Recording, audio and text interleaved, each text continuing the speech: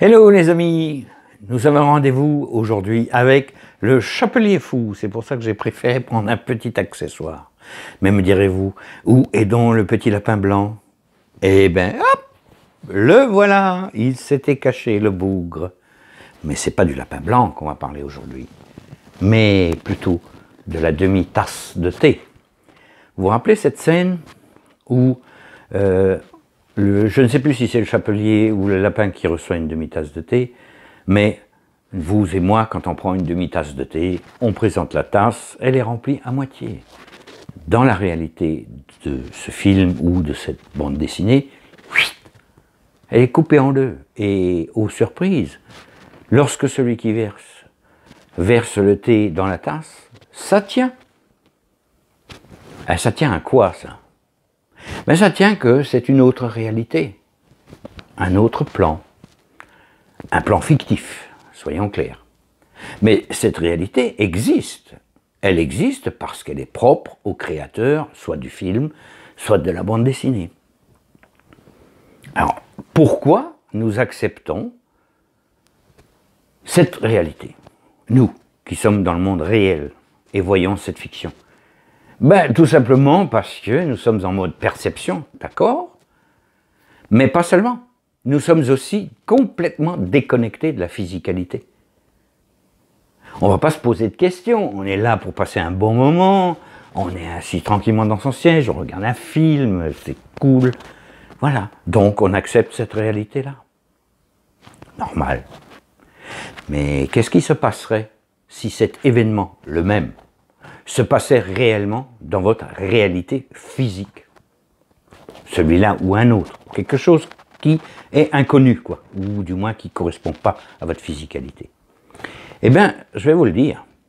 Normalement, en atelier, je vous laisse chercher. Mais là, bon, on n'est pas en atelier, on n'est pas en situation. Donc, je vais vous le donner. Le cerveau va se mettre en sécurité. Tout simplement. Il va être obligé de se mettre en sécurité parce qu'il a affaire à quelque chose qui est totalement inconnu. Et pour expliquer l'inconnu, il a plusieurs stratégies. La première, c'est la spéculation. Une fois que l'événement est passé, il va se faire ses petites constructions mentales, il va se dire « ouais, mais ça… » et donc il va essayer de le raccrocher à quelque chose de connu. Très bien, c'est une des versions. L'autre version, c'est le déni. « Ah, j'ai jamais vu ça. Non, non, non, non, ça n'existe pas, ça n'a jamais existé, j'en veux pas. » La troisième solution, c'en est une autre, l'énergie de l'information est complètement diffractée, c'est-à-dire qu'elle va se loger partout, dans le subconscient, et là, c'est une autre histoire, qu'on expliquera plus profondément si jamais on a l'occasion de faire une autre vidéo là-dessus.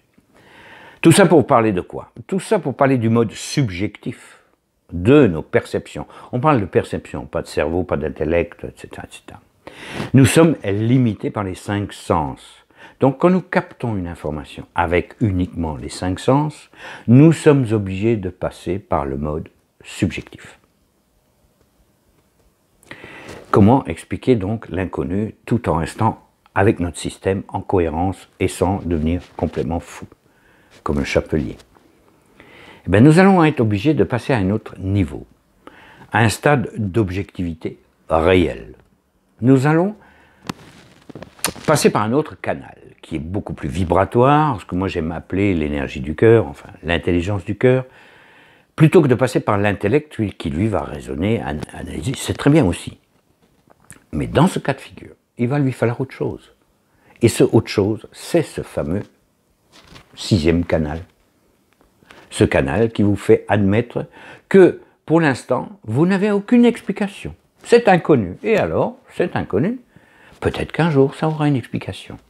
Ou peut-être que ça va vous donner du sens à un moment donné ou à un autre. Des tas de possibilités, des tas de choses qui nous s'ouvrent. Et ça nous ouvre à autre chose. On n'est plus limité par ces 5 sens. Et le fait de s'ouvrir, pas à n'importe quoi non plus, il ne s'agit pas non plus de partir n'importe où. Mais vous verrez.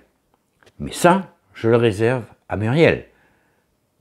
Parce que c'est Muriel qui va faire la prochaine vidéo, où on va un peu plus insister sur le côté objectif, subjectif, et surtout comment faire la différence et comment cultiver ce sixième canal, ce sixième sens, si vous préférez. Parce que lui aussi, il a une réalité. Et il est beaucoup plus dans le réel que nos modes de pensée subjectifs. Pensez-y, jusqu'à la prochaine. Passez de bonnes fêtes. Au revoir.